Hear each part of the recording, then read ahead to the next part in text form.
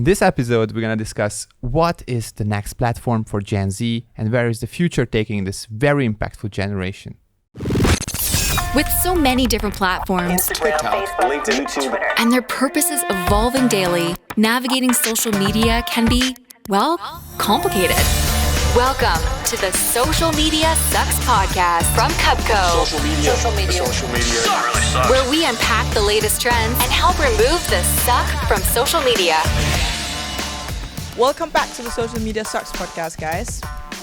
You're tuning in for a dose of marketing and to get what's happening in the ever-changing social media landscape.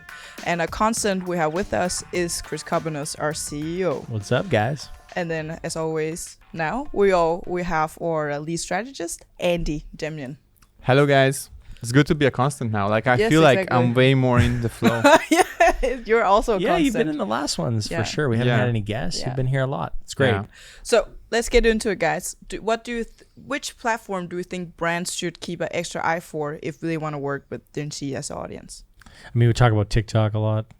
That's an easy one. I mean, But we that's don't not have to really say. a new app anymore. I mean, No, people treat it What's as the it next is. thing? What's the next what's the thing? next thing? We- I think that most people would say like it's the metaverse or it's some sort of virtual reality platform, but I actually think that's completely wrong. I think one of the things the metaverse will be appealing to. I think we talked about this last time. Business users and older generation, and I'm a little bit maybe superficial about this, but I just think that the benefits that young people experience on social media is usually related to their attractiveness. They're young, they're sexy, they can do lots of great content, and they get the benefit of that. Whereas us old people, we don't.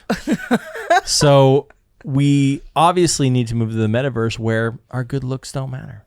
Wow. That's my Whoa. honest, like, superficial, like, conspiracy theory approach to the metaverse is that it's for old people. And I don't think Facebook will be able to capitalize on it for Gen Z because the benefits that they get from an Instagram or a TikTok Exposure. is because they're beautiful. It's because they're young. They ain't going to have that in the metaverse. What do you could be anything you want to be there. Like, you could be a friggin' 6-foot dragon if you wanted, or 20-foot dragon. And that might be cool, but you're not going to get clout for that. That's true. It's not going to be I the mean, metaverse for young people. Yeah. It's going to be something that they can, and it's also not going to be an audio-based platform because voice, like, what is that going to give you? It's going to be highly visual. Video is going to be something that is allows you to both flex your attractiveness, right, And also wealth. and your wealth. So if it can be attached to some sort of NFT, I own this shit digitally, I have this digital currency. If it can be attached to that, then it will be that. Okay. What's your opinion? I mean, I think we kind of went like into a slightly different direction that I would have went initially. Went dark. But to be honest, Chris has a point, I think. Yeah. Also, I haven't like, considered that, to be honest. yeah, and I mean, I've been considering this before, but it's also like looks and wealth, because I think it's like also like those things that like maybe I don't know. It's maybe like what the average, if we can count, like Yeah. ourselves I or mean, we see people. that on Instagram. Yeah, we also yeah. see that to a certain extent on TikTok, right? I mean, it is there in Yeah. those forums, like the content with the Yeah. pretty people, nice dances, nice interior, whatever. It's mean- flourishing there. Yeah, but I think also what I see happening in Gen Z or with Gen Z is actually communities are king. So Yeah. it's not content, it's not context, it's community is king. And I think social media and most social apps are actually becoming sort of just like a connective tissue or sort of just like a stop by on their user journey while they are actually on their way towards their end platform, which is going to be always very specific to the overall goal that they want to achieve. Like, do I want to know about investments? I'm going to go here. Do I want to know about beauty? I'm going to go to Super Great. Do I want to like talk to my friends and play some Call It's of going to be Duty? niched out. Yeah, I think it's going to be super niched out. And also because I think this is already a trend that we have seen so far that, Gen Z is huge into dark social. Like they don't like to put they don't like to put their lives out there very much, especially not when it's like super trackable. Of course, there is a percentage that puts it on Instagram and puts it on TikTok and things like that. when they're interacting with each other, I think it's always through dark social or through TikTok comments. I don't know. But There's a lot of that going on.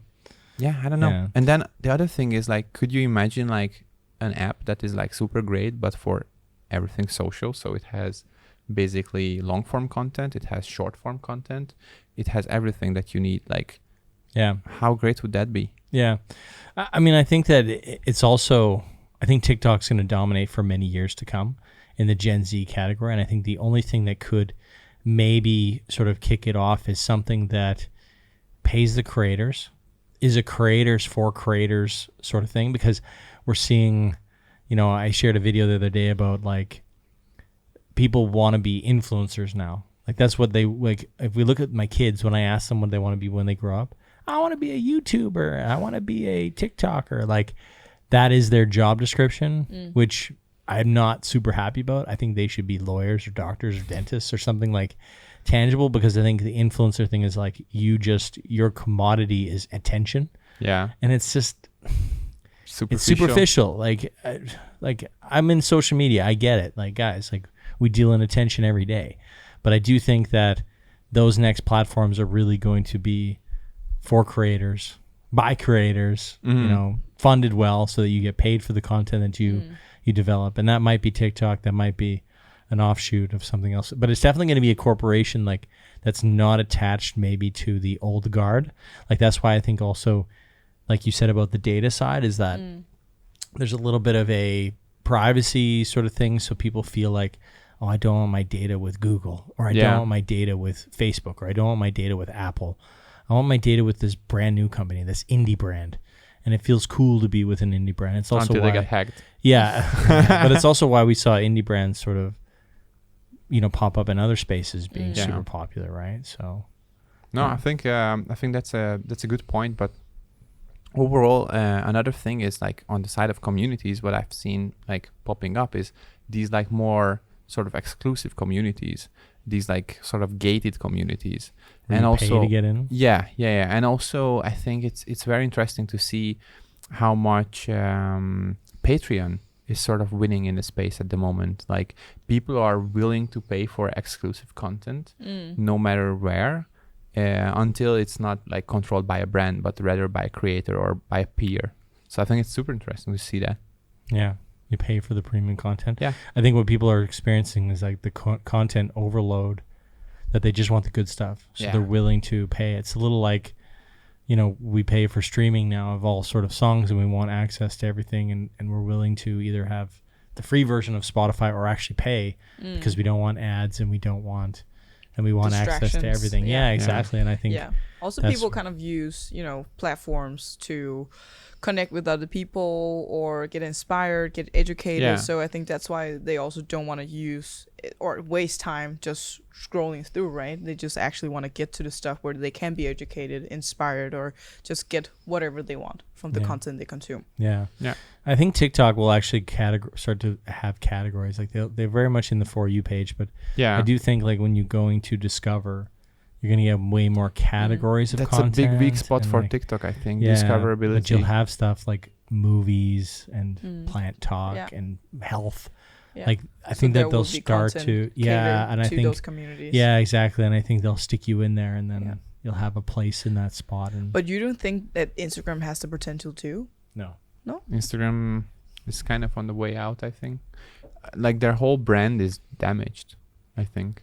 And it's like the whole, I think the emotions, the ideas that are connotated with Instagram at the moment is just very toxic. And even I, who was sort of like a very active Instagrammer, I'm just like, nah, I don't want to go back. Yeah. Sometimes I'm like, Andy, you have like, I don't know, 6,000 followers or something like that. And like, you should probably go back to creating content and like, you know, do stuff, or I don't know. But then I go back and take a look at Instagram, and it's like very superficial. And also like, I just don't want to look at the app anymore. I don't know how about you, but I use it a lot for stories, for instance.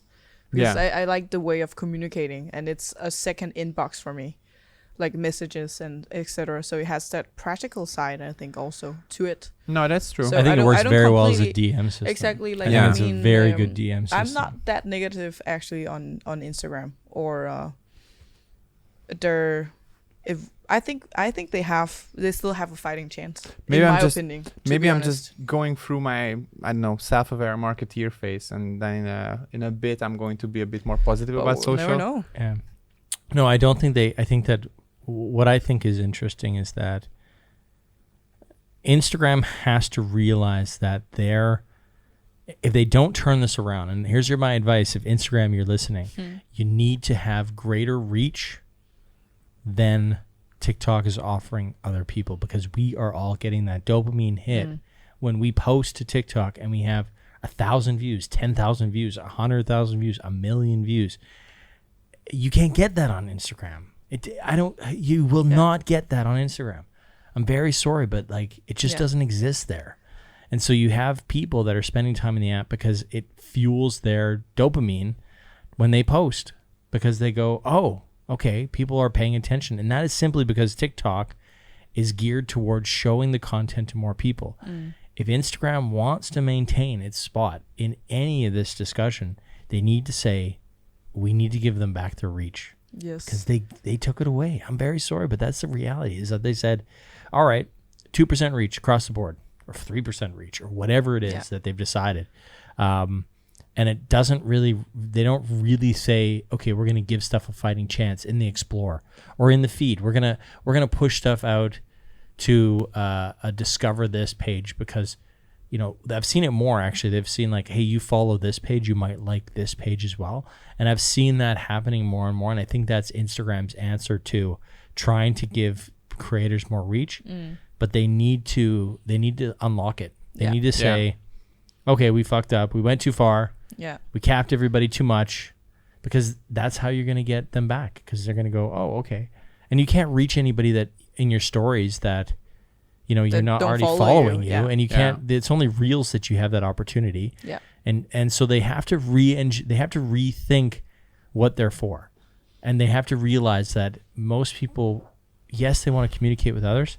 They want to communicate with a broader community. Yeah. And they're not allowing that. They're only allowing that through Reels, but it's not as good as TikTok. So it's like, okay, Instagram, you guys want to play? Then play. Like, this is the reality. You have to open it up again. I think they have to adjust their features and their app for the new generation, which is Gen Z. I mean, millennials and etc. And Gen X has already been there, and it was great. It has its time when Instagram was popular, because it catered to what we wanted to see. Like, it's something pretty, it's like polished, and it's like, oh, inspiration.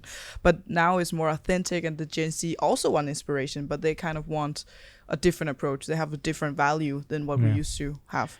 So I think some of the things that they've done, like with the whole, you know, the Urban Dictionary thing that's happening, like whoever's behind these things, and who knows who's behind these things, like, I think that feature within is bringing people over, because that is a cultural thing that's spreading outside of Instagram now, and people go, oh, I want to put my thing on Urban Dictionary in stories, and that'll bring a younger generation. But you need more of that, and I think that one sticker, that one add your sticker, changed could help them get there. But they need to then say that add yours equals something else in stories, so you get exposed to more people, so that people go, oh, my add yours like completely blew up, and I got 10,000, I got 1 million views on my, instead of just the sort of thing that it's narrowed down to.